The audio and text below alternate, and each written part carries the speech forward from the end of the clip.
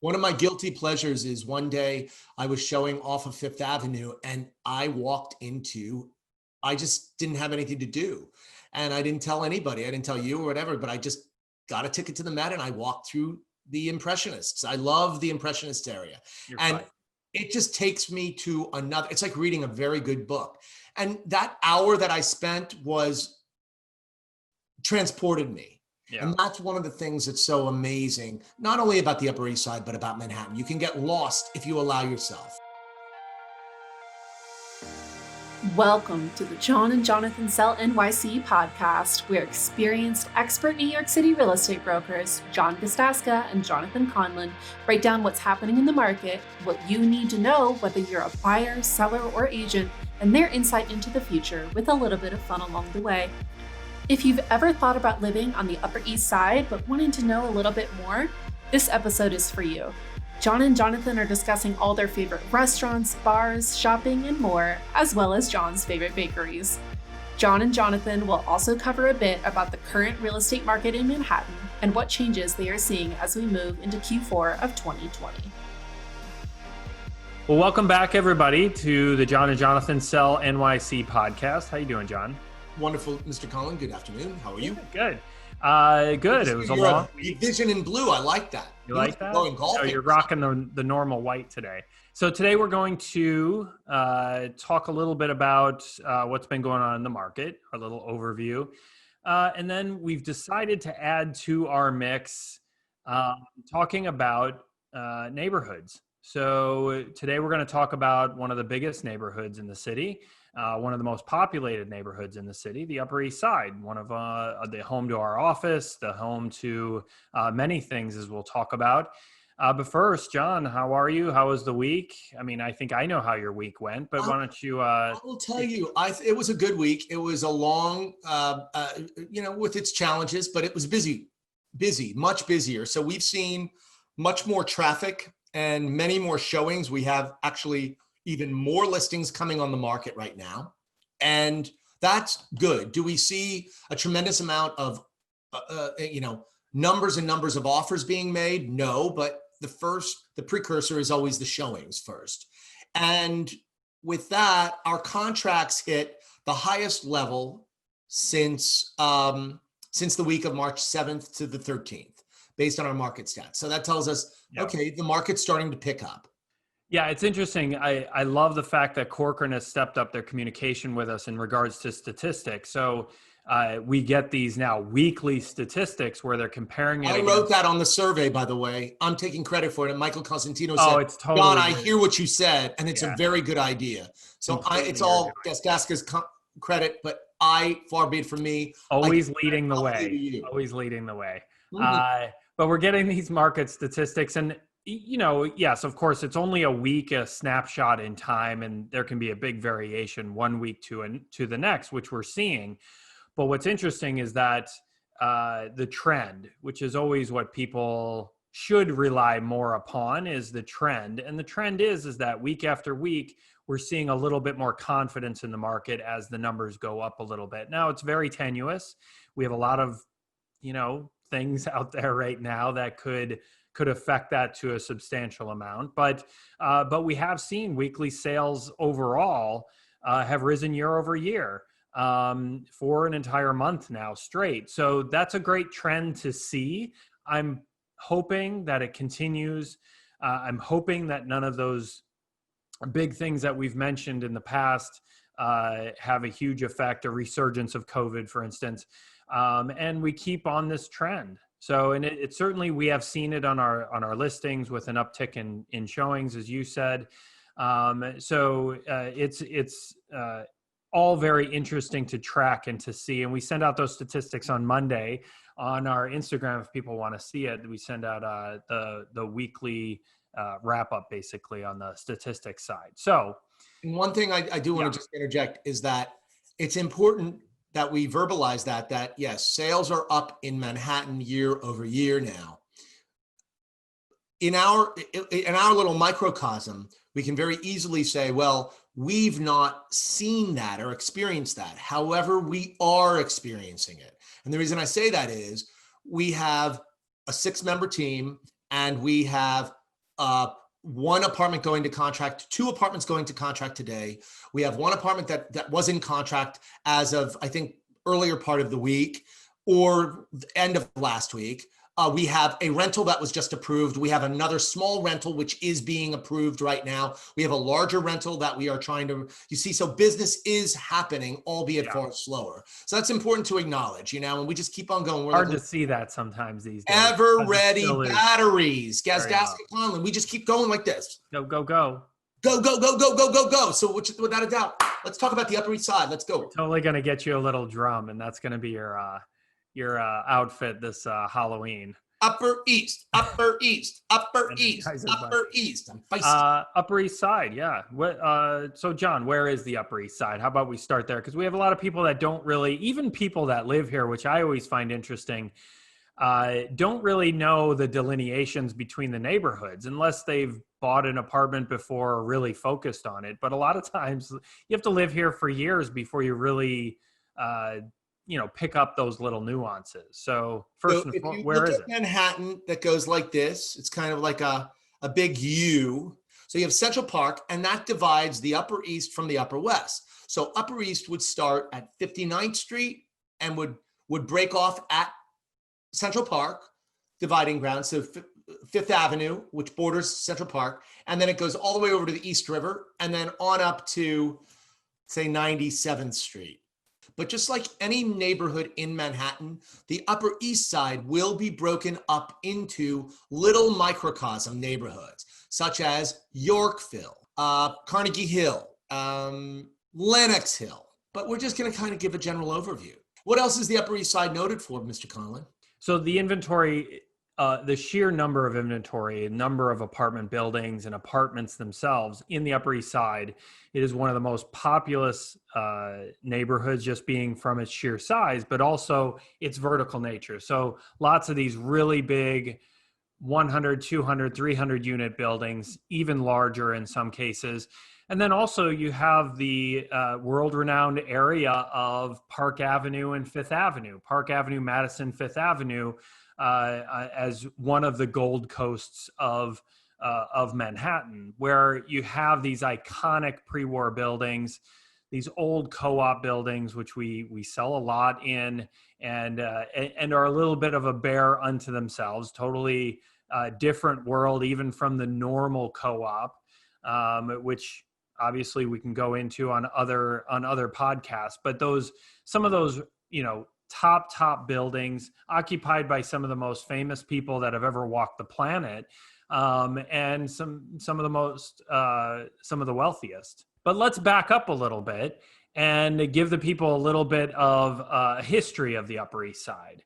It's always, I've learned some things going through and doing research in this for the podcast here. What is the history of the Upper East Side? Early on, when because the train tracks were above ground. So the trains would run up along Park Avenue. And so it detracted people from wanting to live there. In the late 1800s, the 1870s, the tracks were taken below ground. And then now, even till this day, you cannot see the Metro North until north of 97th Street, 98th Street, where it will come out of the tracks. So out of the ground. So I say that because at that point, then you had many, many more affluent people wanting to gravitate to the Upper East Side. And then, as in anything, even in today's day and age, the neighborhoods develop and they gentrify and they become what they are based on the type of people who are inhabiting those neighborhoods. And so the great iconic families of New York, the Roosevelts, the Vanderbilts, the Kennedys, the Rockefellers, the Carnegies, through their money, their wealth, their development, built the Upper East Side to what it really remains today. And as you said, some of the greatest iconic buildings in all of New York City. And the Fifth Avenue and Park Avenue real estate remains some of the most expensive in all of New York City. Just yesterday, I showed in one of these buildings, 1082 Park, And I'd never been in the building. It's a small building, full floor units. But it used to be a single family residence.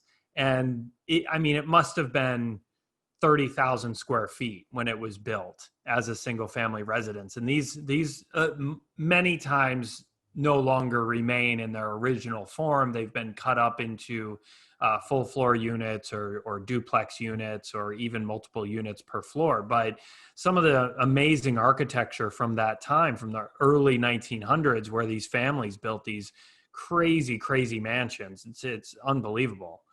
I know it's fun to walk around, especially as you get close to one of the biggest attractions of the Upper East Side, which is being adjacent to Central Park, which is, especially pertinent these days. We also have Carl Schurz Park, which is a great park up in off of East End Avenue.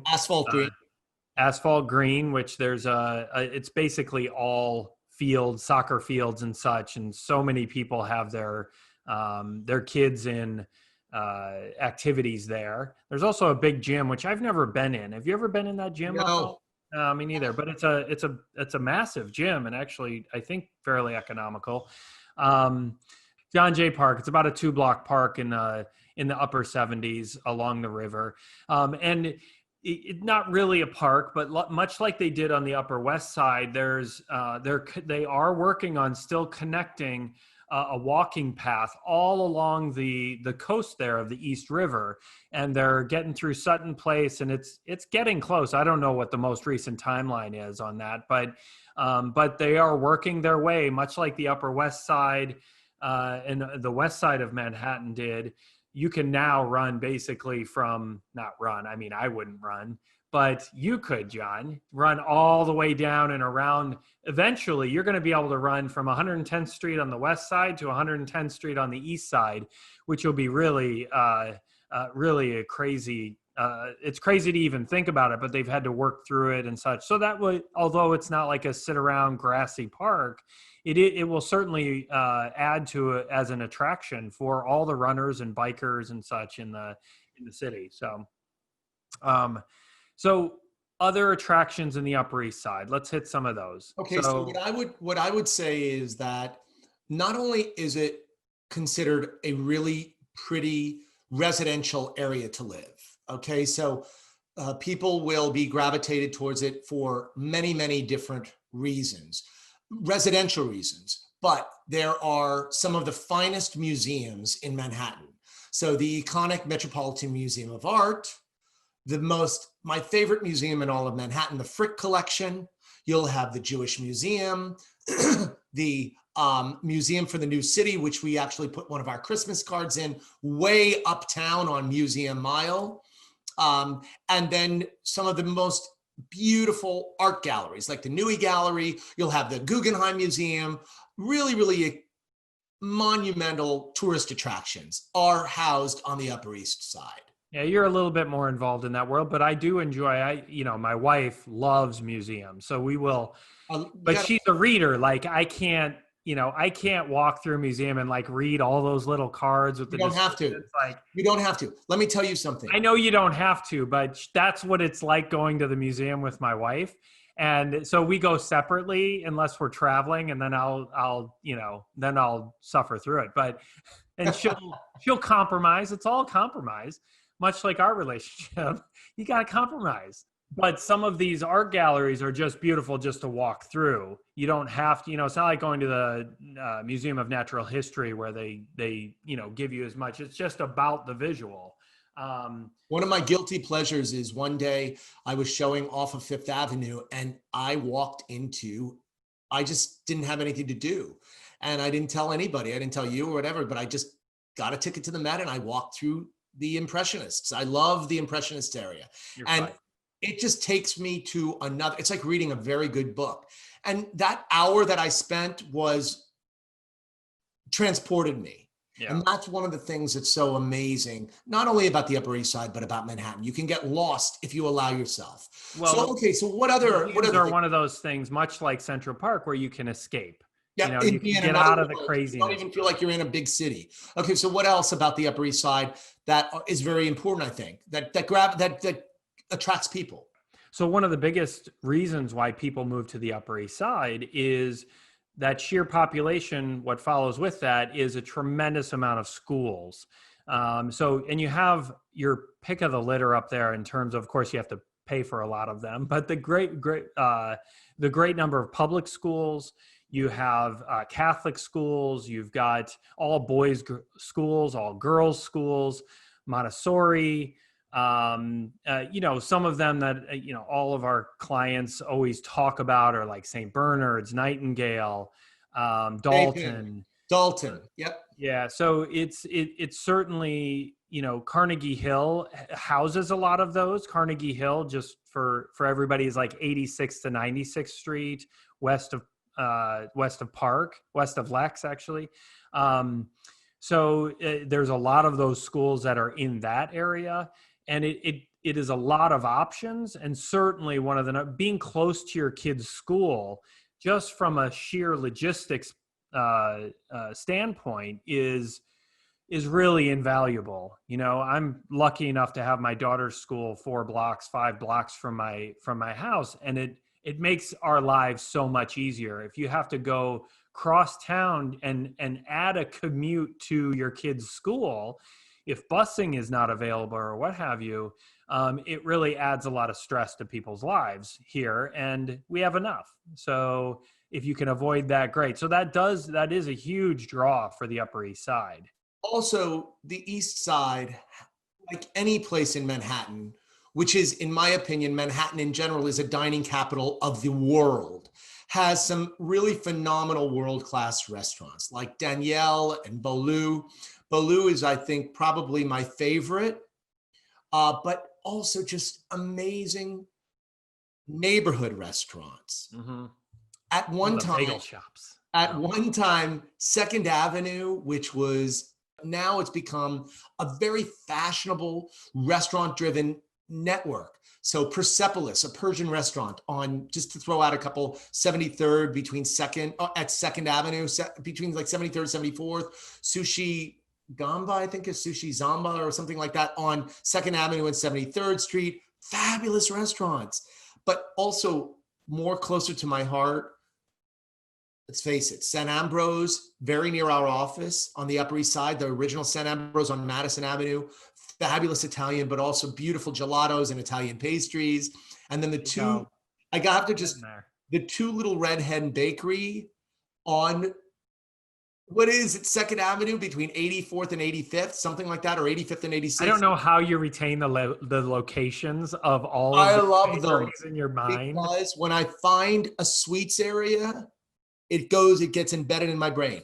But all time, outside of dining, so you'll have any kind of bagel stores, really specialty restaurants. But my favorite spot in all of Upper East Side is the American Kennel on Lexington between 62nd and 63rd that houses the most cutest puppies in the entire planet. And I walk by there every day, and my heart, not only does it break, but it just jumps for joy because I see all my best friends. And it's the American Kennel. And I want to go in and I want to buy 4 dogs every single day of my life. Continue. So what else? To your husband's dismay. Yep. I send him pictures and he says, no, I veto it. How much? Well, the other thing, and I mentioned this Gold Coast of the Upper East Side in the Park, Madison, Fifth Avenue. On Madison, you have some of the most world-renowned shops. You've got Hermes, you've got Prada, Chanel, like you name it, and it's there. It's a place to be, and it's it's comical to me because we have a lot of these. Our office on Madison, and you walk by these stores every day, and there's never anybody in there, or it's like 3 people, and there's 8 people working there. It's comical, but when there's a lot of tourists, you see a lot of tourists walking up and down Madison. So you have that iconic shopping areas, but you also have things like Bloomingdale's. Bloomingdale's is, a one-stop shop for kind of anything that you need or want. You can walk Men's department at Bloomingdale's. I still get lost in Bloomingdale's as many times as I've been there. It feels like there's 8 different levels on the street level, because you go upstairs, there's escalators that go down half a flight. It's crazy. But great shopping there, great sales. It does have a very local, of course, a lot of tourists go to Bloomingdale's because it's Bloomingdale's, but a lot of locals shop there, including ourselves. I got a question for you. I have a question for you, and it reverts back to the section that I took about the restaurants. But what is one of your favorite restaurants on the Upper East Side? Well, one of my favorites, and it's always a highly rated and such, is a little Italian place called Scalinatella, which is mine and my wife's favorite Italian place in the city. The food is amazing, and it's I don't know, it's so New York, because you walk in, there's like almost like feels like a fire escape, just a stairway off the side street.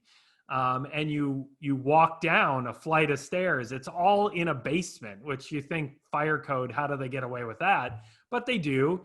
And to go to the bathroom, you have to go back up like a flight and a half of stairs and wiggle through this little hallway. It's just very New York feeling. And you're in this, they're all strictly Italian waiters. It's not cheap, but just the ambiance and the authenticity of the people that are working there, and then the food on top of it, of course, it's amazing. It's really one thing that you just reminded me of is my favorite Italian on the Upper East, and I love Scalinatella as well, but Il Molino, right around the corner from us, it's unbelievable. And again, 60th between Park and Madison Avenue, and that's very close to my heart. Yeah, I think Il Molino is a little bit more, I think, popularized. Scalinatella feels like more of a local. It's a throwback. Yeah, that's a real old New York restaurant. Yeah, but both are iconic. Okay. There's also, there is a mixture of bars and, a lot of neighborhood local bars throughout. There's some sports bars and such. Like you get over to like 2nd Avenue, and they have these a lot of sports bars that are very dedicated to one particular team. So you do have some local bars and such, but it is not the Upper East Side. I would say what it's not is necessarily a place for the nightlife. It's not big business up on the Upper East Side. I think that the only big business that you'll see is the Bloomberg Tower right on 59th Street. Bloomberg's building. But otherwise, you will have some of the many big renowned hospitals and doctors. Some of the most expensive doctors are on the Upper East Side. So some of the great hotels are up in the Upper East Side. My very first job in New York City back in 1988, yes, I'm dating myself, was at the Westbury Hotel. It's long been condo, but it was at 69th and Madison Avenue, where the Polo Lounge was, and Jackie Onassis would come in, and heads of state would come to this hotel, an old world English hotel, but you still have the Plaza Athénée, which is English, on East 64th, the Lowell, I think it's 62nd or 63rd Street, the Cafe, the Carlisle Hotel. And so some of them grand, beautiful old hotels. I mean, there are some things that we don't find in the Upper East Side. Like you mentioned, commercial space, like just office space, big office buildings. Like you mentioned. One of the things that's also, I think, very important to talk about on the Upper East Side, and I mentioned it earlier, is public transportation is extremely important.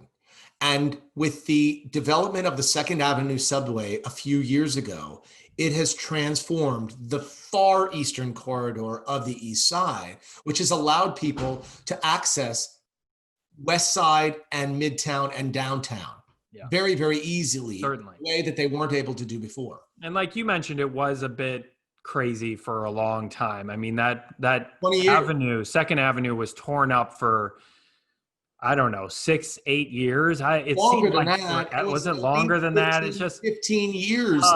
It just seems like it was the never-ending project. Yes. That the city's been focusing on. And they were blasting all the time and such. And so many of those businesses went out of business because they just nobody would walk along 2nd Avenue. And so many of those businesses rely on that walk-in traffic. So, but now the 2nd Avenue subway is the Q train is fantastic. It hooks that whole Upper East Side to go. You don't have to walk over to Lex, which is two more avenues. That whole Second Avenue corridor is coming back with a vengeance. And I would say in most cases it's back. It's not like because it's been now, 5 years since it's been back up and running. So, and all the stuff's been taken out of the street and et cetera. So that's certainly, and that starts at 96th Street, 86th Street, 72nd Street, and then 64th Street, and then goes right down the middle of Manhattan, ties into another line. So it is a very, very convenient public transportation route. So the nicest train in the city.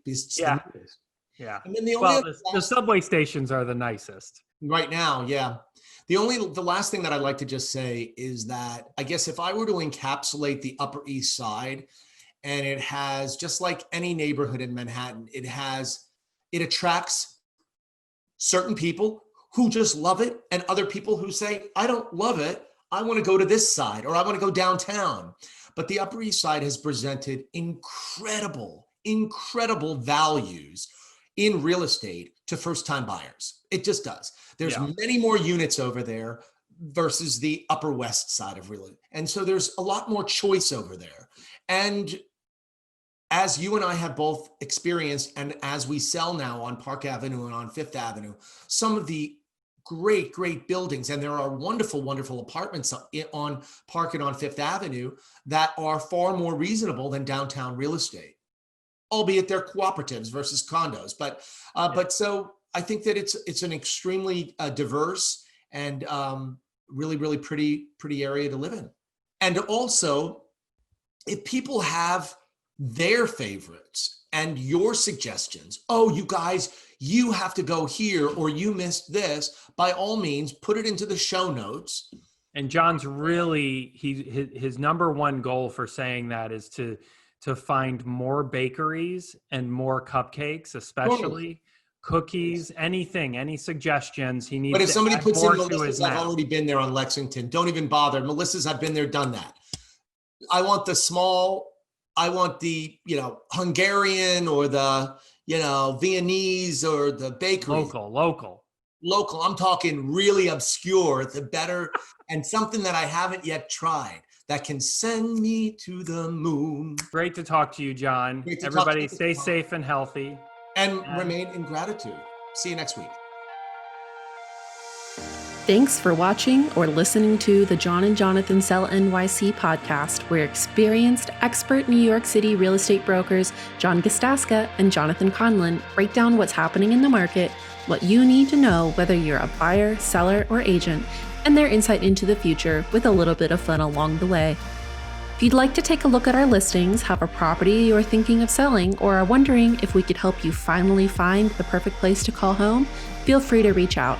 You can email us at info@johnandjonathansellnyc.com, or reach out via our Facebook page or Instagram at John and Jonathan Sell NYC. If you enjoyed today's podcast, consider telling a friend or family member about it, or leaving a review on Apple Podcasts. Those are some of the best ways of supporting our efforts, and we would greatly appreciate it. Thank you again for tuning in. We can't wait to share what's coming up next. Subscribe to the podcast to make sure you don't miss our next episode, and we'll see you next time.